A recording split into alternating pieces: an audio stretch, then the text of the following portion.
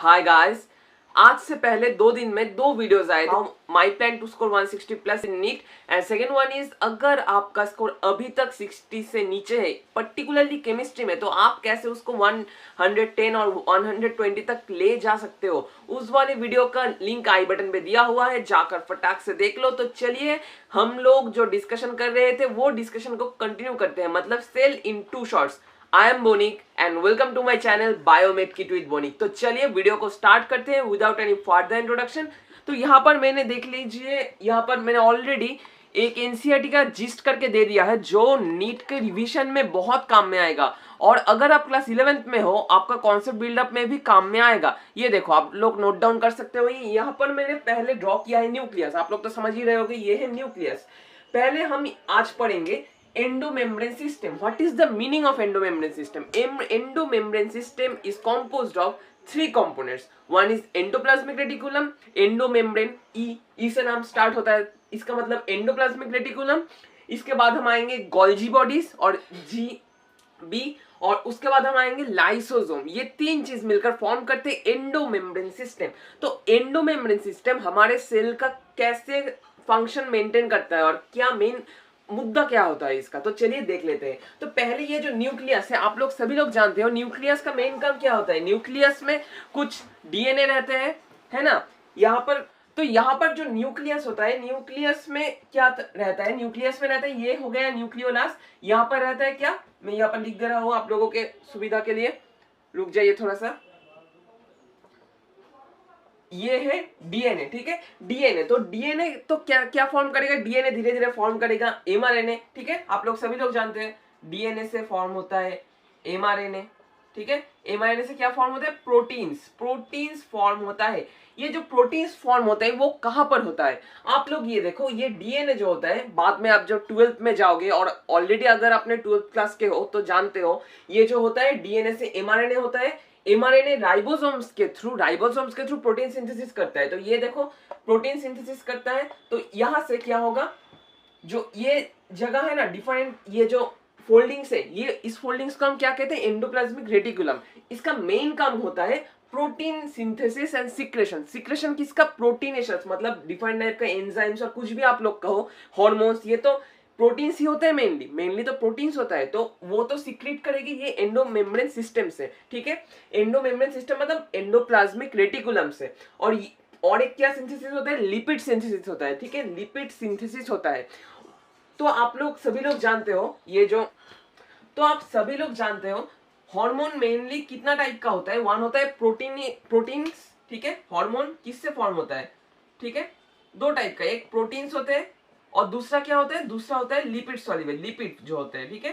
तो लिपिड जो हार्मोन्स होते हैं वो ये एंडोप्लाज्मिक रेटिकुलम से सिंथेसाइज होते हैं, सिंथेसाइज होता है, ठीक है, सिंथेसिस। तो एंडोप्लाज्मिक रेटिकुलम को हम 2 पार्ट में डिवाइड कर सकते हैं, और इसका 2 टाइप का एंडोप्लाज्मिक रेटिकुलम हमारे सेल में होते हैं। कौन कौन सा वो, एक है rough endoplasmic reticulum and second one is smooth endoplasmic reticulum. आप लोग देख सकते हो यहाँ पर एंडोप्लाज्मिक रेटिकुलम में ये जो ग्रेन्यूल्स है, ये क्या है, ये है राइबोसोम्स, ठीक है, ये होते हैं राइबोसोम।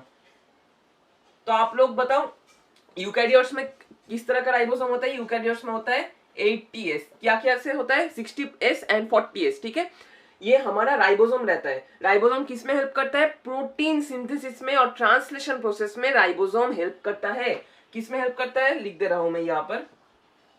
अगर आप अभी क्लास 10th में और 11th में हो तो आपके लिए इंपॉर्टेंट है ट्रांसलेशन ऑफ एमआरएनए में हेल्प करता है। तो आपको क्या लगता है, ये जो राइबोसोम्स जिस एंडोप्लाज्मिक रेटिकुलम के ऊपर सिचुएटेड होंगे वो एंडोप्लाज्मिक रेटिकुलम क्या करेंगे, उनका मेन फंक्शन क्या होगा, उनका मेन फंक्शन होगा, ये देख लो यहाँ पर लिख दिया है मैंने, rough endoplasmic reticulum with ribosome, protein synthesis, ठीक है, प्रोटीन सिंथेसिस। एंड ये जो रफ एंडोप्लाज्मिक रेटिकुलम होता है ना, ये क्या होता है, न्यूक्लियस के आउटर मेम्ब्रेन से कंटिन्यूएशन होते हैं। मतलब किस तरह का स्ट्रक्चर होता है, मैं ड्रॉ करके दिखा रहा हूँ फिर से आपको।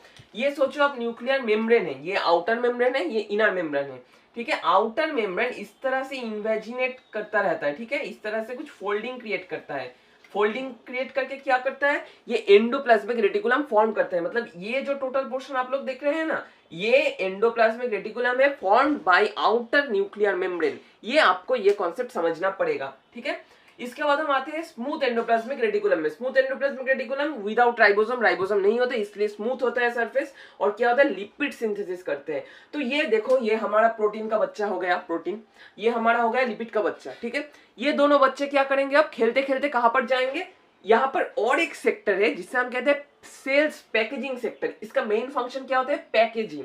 क्या है वो आप लोग जानते हो, ये है हमारा गोल्जी बॉडीज, गोल्जी बॉडीज, ठीक है। गोल्जी बॉडीज में एक दो टाइप का चीज होता है, ये देख लो। ये होता है फॉर्मिंग साइट, मतलब कि सिस साइट, ठीक है, सिस साइट। सिस साइट क्या होता है, जो इस तरह का सरफेस है ना, ये देखो यहाँ पर तो कॉन्वेक्स सरफेस है, कॉन्वेक्स टुवर्ड्स न्यूक्लियस। ये देखो, ये न्यूक्लियस है हमारा, इस जगह पर न्यूक्लियस है, तो कॉन्वेक्स है ना न्यूक्लियस के साइड पे, तो इसे हम कहते हैं क्या, सिस साइट और फॉर्मिंग साइट। यहाँ से क्या होता है, यहाँ से जो प्रोटीन्स होते हैं, प्रोटीन्स एंड लिपिड घुसते हैं। घुसने के बाद क्या होता है, ग्लाइकोसाइलेशन। मतलब क्या, ग्लाइकोसाइलेशन का मतलब क्या है, अटैचमेंट ऑफ ग्लूकोज और कोई भी कार्बोहाइड्रेट्स कह दो, ठीक है, कार्बोहाइड्रेट्स, ठीक है।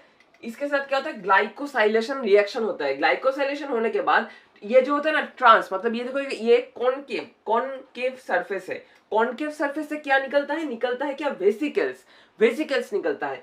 तो वेसिकल्स जो निकलते हैं उनमें क्या रहता है, ग्लाइकोसाइलेशन के बाद फॉर्म होता है ग्लाइकोलिपिड्स एंड ग्लाइकोप्रोटीन्स। ये देखो यहाँ पर लिख दिया है मैंने, देख लो, ठीक है, ग्लाइकोलिपिड्स, ग्लाइकोप्रोटीन। और ये जो होता है ना पैरेलल कुछ स्ट्रक्चर यहाँ पर रहते हैं गोल्गी बॉडीज में, तो इसे हम क्या कहते हैं, इसे हम कहते हैं क्या, सिस्टर्नी। और जो होते हैं पैरेलल, ये टर्म लिखा हुआ है एनसीईआरटी में, पैरेलल एंड डिस्क शेप्ड। ये देखो डिस्क शेप्ड का होता है, ठीक है। और ये क्या होता है, डायमीटर 1 माइक्रोमीटर इज डायमीटर। और इंपॉर्टेंट साइंटिस्ट कैमिलो गोल्जी ने गोल्गी बॉडी को फर्स्ट इन्वेंट किया था, कहां पर, प्लांट्स में, ठीक है, प्लांट्स में नहीं, आउल के जो नर्व सेल्स होते हैं ना, आउल के नर्व सेल्स में ये इन्वेंट किया था, इसलिए कैमिलो गोल्जी, ठीक है। और इसके बाद हम आते हैं क्या, कुछ ऐसे वेसिकल्स होते हैं जिनमें क्या होता है, हाइड्रोलाइटिक एंजाइम्स रहते हैं, ठीक है। हाइड्रोलाइटिक एंजाइम्स मतलब क्या होता है, जो हर एक चीज को ब्रेक डाउन करते हैं। मतलब तुम प्रोटीन का हो, कार्बोहाइड्रेट का हो, लिपिड का हो, कुछ को भी देखेंगे तो ये हाइड्रोलाइज कर देंगे, ठीक है। इसे हम कहेंगे हाइड्रोलाइटिक एंजाइम्स। इसका क्या होता है, एसिडिक पीएच होता है अंदर के एनवायरनमेंट, ठीक है, एसिडिक पीएच होता है। और क्या होता है, डाइजेशन में हेल्प करते हैं, ठीक है। इन चीज को हम क्या कहते हैं, ये जो वेसिकल्स है इसे हम कहते हैं क्या, लाइसोसोम, ठीक है। तो इसी के साथ हमारा ये टोटल एंडोमेम्ब्रेन सिस्टम कंप्लीट हुआ। तो पूरा सा ओवरव्यू एक देख लो, एंडोप्लाज्मिक रेटिकुलम, इससे आया गोल्गी बॉडीज में, गोल्गी बॉडी से फॉर्म हुआ लाइसोसोम क्या करते हैं, लाइसोसोम डिफरेंट टाइप का डाइजेस्टिव काम करते हैं। और एक वीडियो में लाइसोसोम का फंक्शन के लेकर और डिटेल्स में मैं बता दूंगा। आई थिंक आपको ये चीज टोटल समझ में आया है। तो चलिए अब जाते हैं माइटोकॉन्ड्रिया एंड प्लास्टिड्स में।